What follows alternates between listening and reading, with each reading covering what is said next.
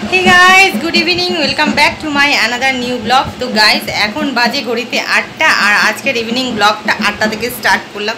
তো তোমরা তো জানো আগের দিন বলেইছি আমার একটা ব্লগে যে আমি অশোকনগরে এসেছি, তো কী কারণে এসেছি সেটাই তোমাদেরকে আজকে জানাবো। তো চলো তোমরা আমার চ্যানেলে কন্টিনিউ থাকো আর দেখতে থাকো। ভিডিওটি ভালো লাগলে লাইক করো, শেয়ার করো আর চ্যানেলটাকে সাবস্ক্রাইব করতে ভুলো না। আর স্কিপ করে ভিডিওটা দেখো না, শেষ পর্যন্ত দেখো, আশা করছি ভালো লাগবে। তো চলো দেখিয়ে দিই তোমাদেরকে কী কারণে এসেছি।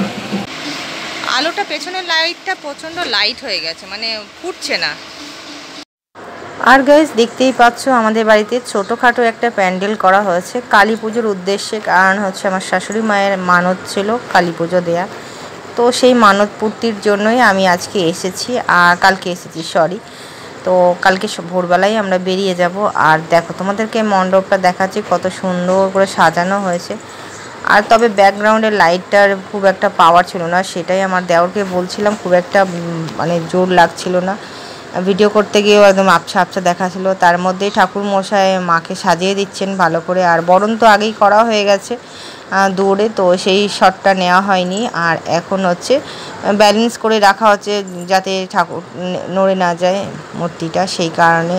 আর দেখো ঠাকুর মশাই এরপর সাজাবেন মাকে।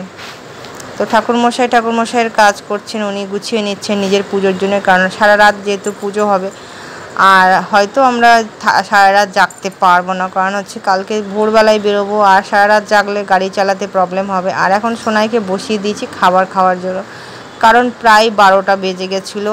আর ওদিকে পুজো বসে গেছে, অনেকেরই খাওয়া হয়ে গেছিলো। পাড়ায় যারা নিমন্ত্রিত ছিল তারা সকলেই খেয়ে বাড়ি চলে গেছে আর সোনাই খাচ্ছে আর কয়েকজন খাচ্ছিলো। তো রান্নার মধ্যে হয়েছিল খিচুড়ি, যেহেতু মায়ের পুজো তো সবই নিরামিষ পদ ছিল। আর ছিল আলুর দম। তো সোনাইকে আমি জিজ্ঞেস করছিলাম রান্না কেমন হয়েছে, ও বললো ভালো। আর দেখো পাড়ার কিছুজন খাচ্ছে এখনও বসে। তো ছাদেই প্যান্ডেল করা হয়েছিল। আর শেষ পাতে ছিল পায়েস আর মিষ্টি, এই হচ্ছিল আমাদের পুজোর জন্য প্রসাদ। আর সোনাই তো দুধের পায়েস খেতে ভালোবাসে। তার মধ্যে হচ্ছে গিয়ে তোমাদের দাদাভাই ডিউটি করে অনেক রাত্রেবেলায় এসেছে, তো যেহেতু আমরা কাল ব্যাক করব। আর এখন হচ্ছে এই যে ননদরা বসে আর আমি বসে খাচ্ছি, কারণ আমরা খেয়ে নিচ্ছি। আমরা উপোস ছিলাম না, কারণ আমরা অঞ্জলি টঞ্জলি দেবো না। আর এখানে হচ্ছে পুজো হচ্ছে। আর দেখো আমার শাশুড়ি মা বসে আছেন, পুজো হচ্ছে। তো তোমাদেরকে পুরোটা দেখিয়ে দিলাম।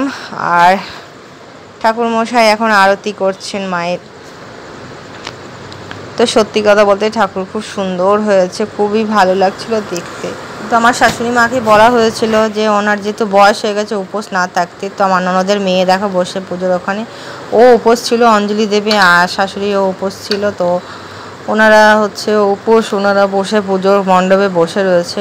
আর এখানে যারা আত্মীয় স্বজনরা এসেছিলো, অনেক দিন পর দেখা হয়েছিল, তো এখানে সব একটু গল্প চলছিল। কারণ আমরা আবার কালকে বেরিয়ে যাব, কারোর সাথে দেখা হবে না, তো সেই কারণে একটু কথাবার্তা হচ্ছিল।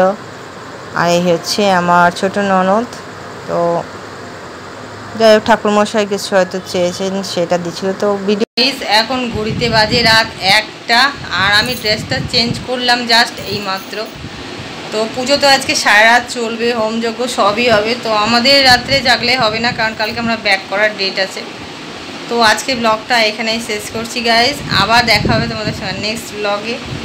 তো চলো টাটা, গুড নাইট, সবাই ভালো থেকো। আর অবশ্যই ভিডিওটা লাইক করো আর চ্যানেলটাকে সাবস্ক্রাইব করে দিও। তো চলো টাটা, লাভ ইউ অল।